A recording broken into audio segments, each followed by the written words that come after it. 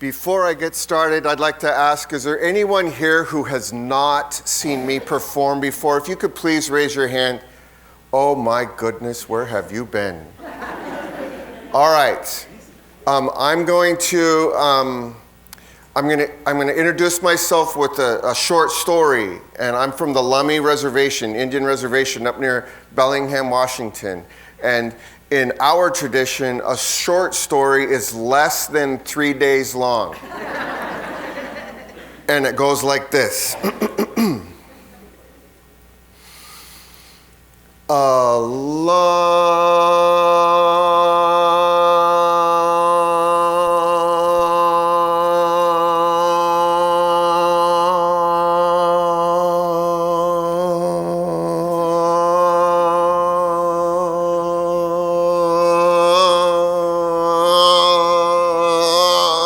time ago, there was a tree.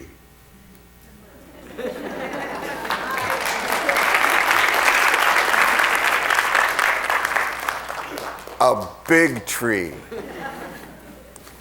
No, we're talking a huge tree that was once an itty-bitty little seedling. It survived that first winter. It learned how to bend with the wind. Seasons would come and go. Years would go by. Eventually, children would play underneath the tree, and they would grow up, and their children would play underneath the tree, and they'd grow up, and their children would play underneath the tree. Little itty-bitty songbirds built pretty little nests in the highest branches of the tree so they could peek over the edge of the nest and sing their pretty little songbird songs. And they went something like this. Chirp! Chirp! Squirrels would run up and down the tree for no apparent reason. Someone put a swing on a branch so everyone could feel the summer breeze right along with that tree until one winter the northeaster was just too much and the tree fell.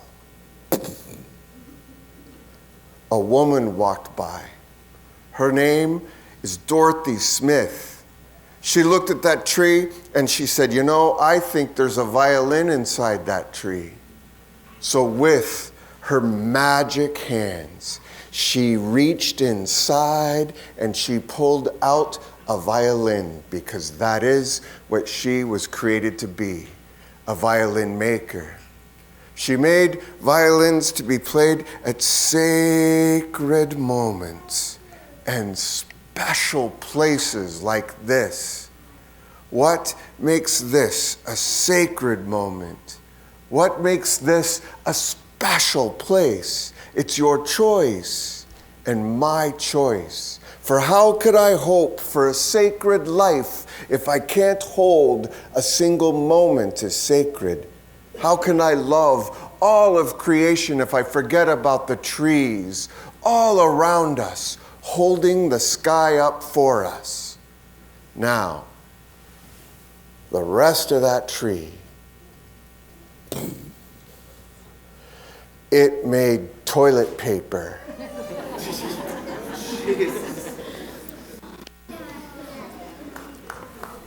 Thank you.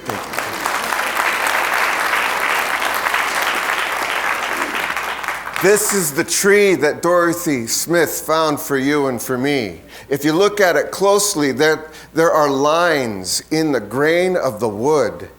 You see, even trees make their mark during the toughest of times. Even trees make their mark during the toughest of times.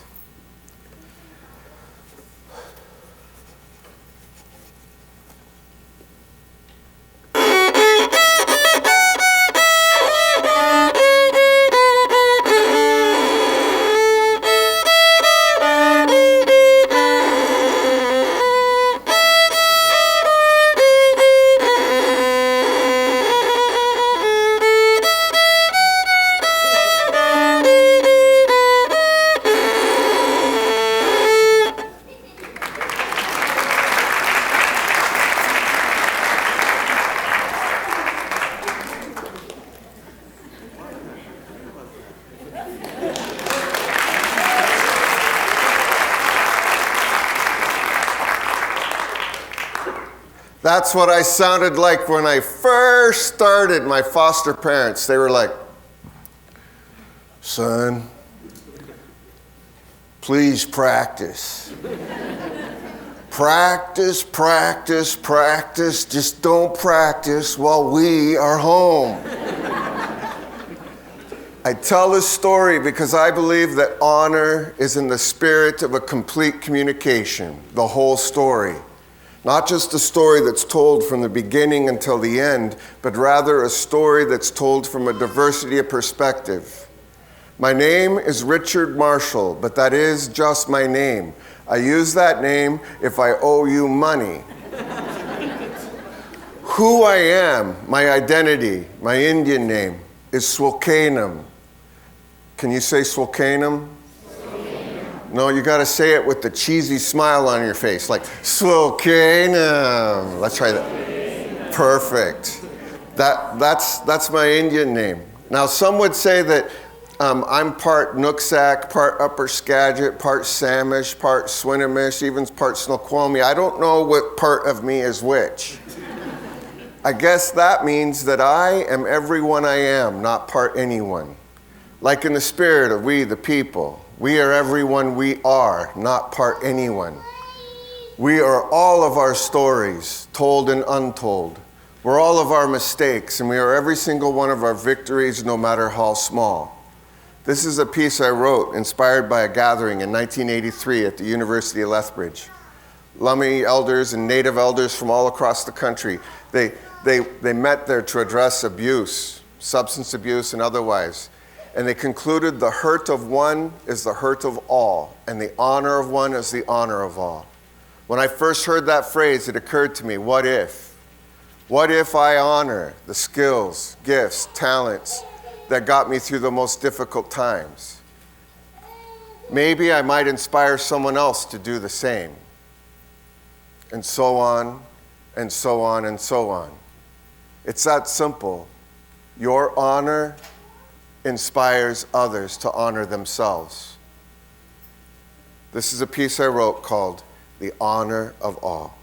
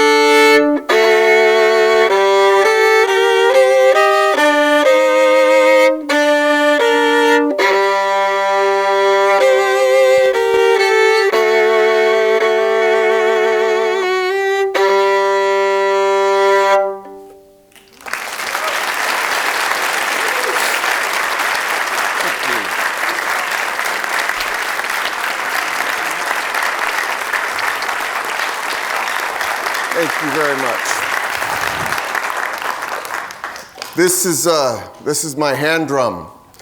People would say that this is a primitive instrument, but I want to share a little secret with you. It's actually a complex tool for integration. See, I hold it with my left hand because my heartbeat, I feel my heartbeat. It's closest to my heartbeat from here. And that resonates with the beat of the earth. And the neat thing about this is that scientists have determined that my left hand is actually controlled by my right brain.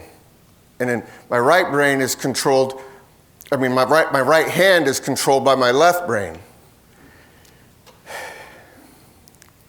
And when I make a choice for it to come together, there's something magical that happens.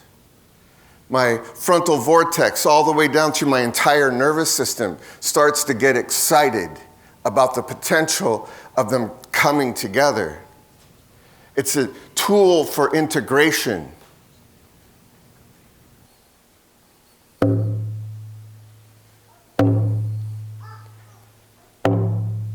This primitive instrument connects me to the moment. This primitive instrument connects me to my elders, the ones that are still with us and the ones that have passed on. It connects me to my ancestors. As far back as my mind can imagine, I think about the drum beat, the earth beat, all of creation coming together in a moment, a special moment, and I'm connected to the past, all of the past, and I'm connected to the now, all of us, and all of our now, this moment, and I'm connected to future generations, understanding the value of this magnificent, complex, beautiful tool for integration. It's a beautiful instrument. It helps me to remember who I am, my identity. And knowing who I am is essential to behaving, to have who I be. Knowing who I am it helps me understand that in order for me to behave, I need to own who I am. When I own who I am, the people around me are free to own who they are, whoever they are, from wherever they come from. And they can be in this moment with me and future moments with me through this drum beat. It's a tool for integration. It's a time traveler.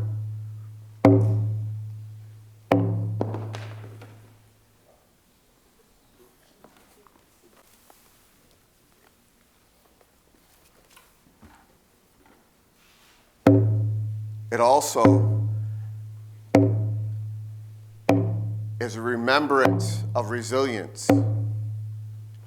If I ever make a mistake, if I ever mess up, just look for the next opportunity to get back on track. It's a tool for integration, for connection, and resilience. I want to thank the organizers for inviting me to be here today. Thank you for listening with all your heart the way you're listening to me right now. It touches me. It makes me remember where I came from. It makes me remember how important it is to just simply be sometimes. Just being who you are is enough, is what my elders would say. And enough is enough. So, please, put your hands together for this beautiful gathering, for everyone that's here, for everyone that's going to share from their heart, from their life experience. We can all come together for these moments. We can celebrate. Thank you.